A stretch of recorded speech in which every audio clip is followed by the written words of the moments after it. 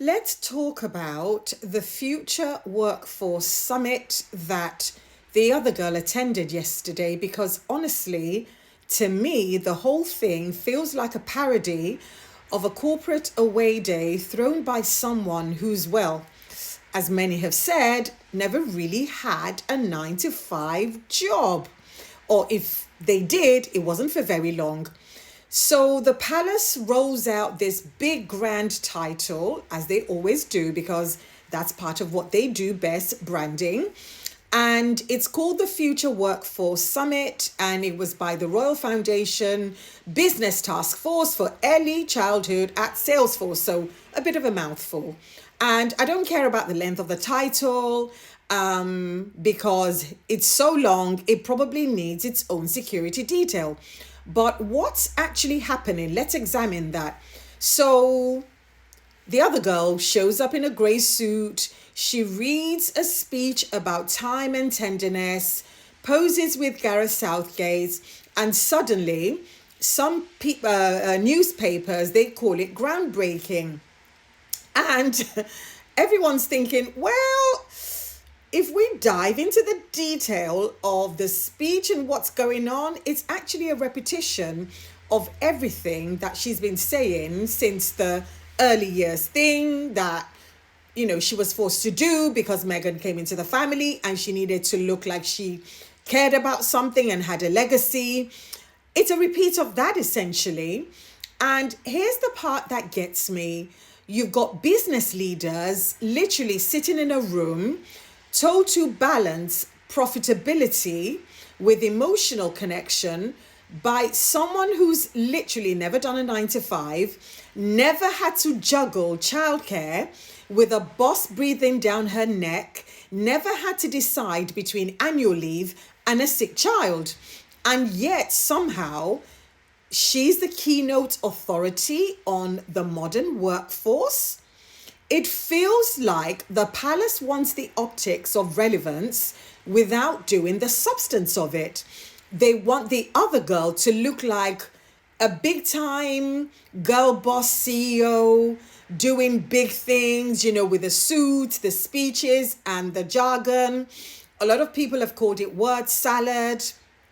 But then when you strip away all that sheen, it's the same empty rhetoric that she's been repeating for years. Early years matter. Children need love. Business shapes society. Yes, we know that. But what are you actually doing to make sure that these children are getting that love, that tenderness, and that care? If your last actions are anything to go by when you moved into your latest property, your forever home called Forest Lodge, it was said that that the children's center, which has a lot to do with nature, had to close down to make way for you and your family to live on your property. There was also 150-acre ring fencing around your property. So that to me feels like a contradiction. And for a lot of people, the press have made us aware that this is her first speech in almost 2 years. 2 whole years.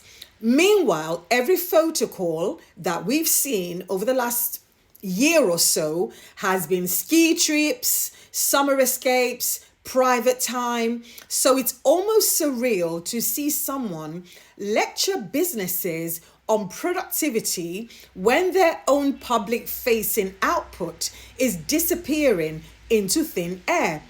So as far as I'm concerned, there's a mismatch between the message and the messenger, unfortunately. So while the message is a much needed message that we've all heard before, sadly, the messenger as well as the delivery of the messenger wasn't that great.